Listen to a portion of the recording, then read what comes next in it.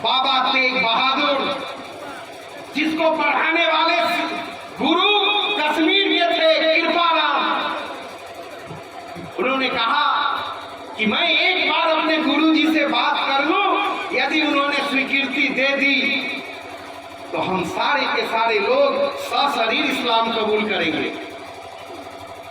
औरंगजेब ने उनको समय दिया, आपको 2 महीने का समय देता हूं, अपने गुरु से मिल लो।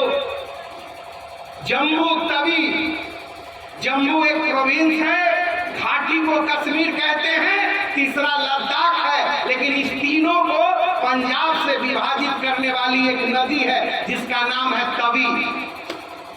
उस तवी नदी के उस पार कश्मीरी हिंदू थे और तवी नदी के किनार में आनंदपुर साहिब में बैठा हुआ वो संत के चरणों में कृपाराम के नेतृत्व में पूरे कश्मीर के हिंदू आ गए और उन्होंने कहा, गुरुदेव, इस्लाम कबूल करने के लिए फतवा मिला है।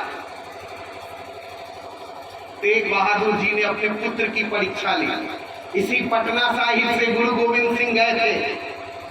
उन्होंने कहा, बेटे, इनकी फरियाद को सुनो, क्या इनकी फरियाद को सुनो और अपना विचार रखो, क्या ये हिंदू जीवित बचेंगे?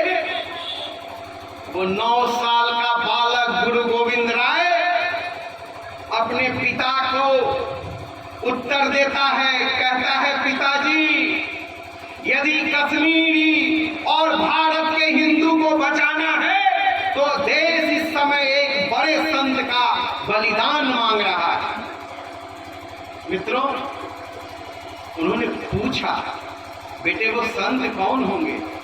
एक 9 साल का बेटा अपने पिता को कहता है, पिताजी आपको अपनी गर्दन देनी होगी तभी ये हिंदू बचेंगे। गुरु तेग बहादुर ने देख लिया मेरा उत्तराधिकारी योग्य है और उन्होंने एक चिट्ठी लिखी है। वो चिट्ठी औरंगजेब के पास गया, औरंगजेब, यदि तू भारत का इस्लामीकरण करना चाहता है तो तू अपनी जिहाद की पूरी ताकत मेरे शरीर पर आजमा लो। यदि ये बंदा तेग बहादुर इस्लाम कबूल कर लिया, कश्मीर, पंजाब सहित पूरा देश इस्लाम को स्वीकार करेगा। शर्त एक ही छोटी सी है, वो शर्त ये है, यदि तेरा तलवार मेरे शरीर को हरा ना सका तब तुम अपना ये जिहादी इस्लामीकरण बंद कर दोगे।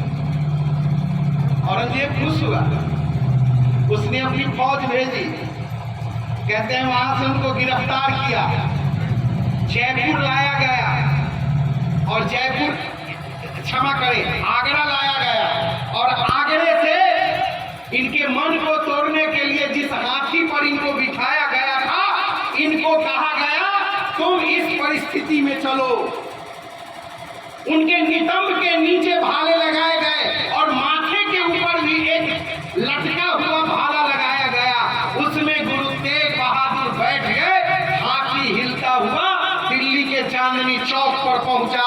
3 दिन की वो काली रातें, 8 नवंबर 1675, 9 नवंबर 1675, 10 और 11, ये 4 दिन में 3 दिन तक जब तेग बहादुर को कहा गया इस्लाम कबूल कर, उसने कहा, किससे कह रहे हो?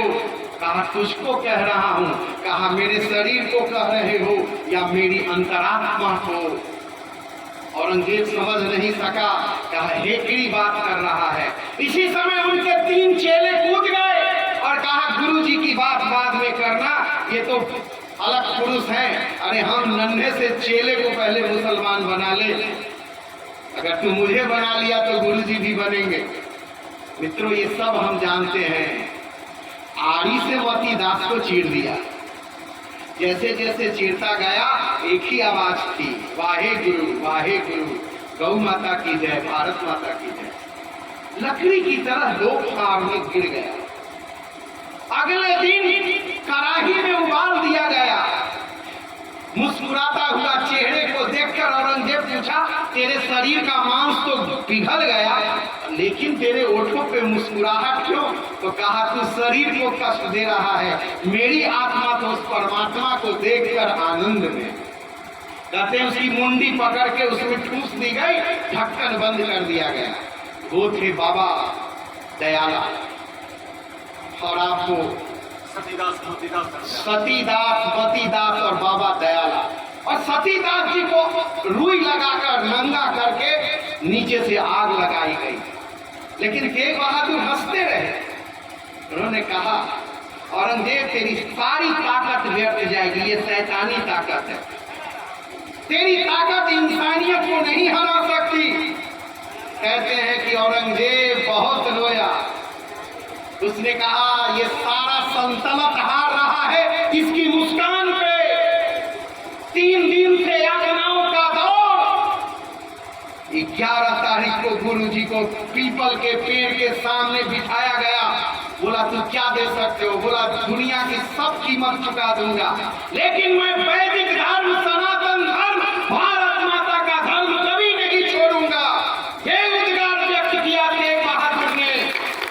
आज भी वो कुआं है जिस पर अंतिम स्नान हुआ। कहते हैं कि गर्दन रख दिया, तलवार आई, तेगा चला, गर्दन अलग। उसी की स्मृति में लाल किला के सामने वो बना हुआ है। शीश कटे जहां गुरु के, नाम पड़ गए वो शीशगंज गुरुद्वारा।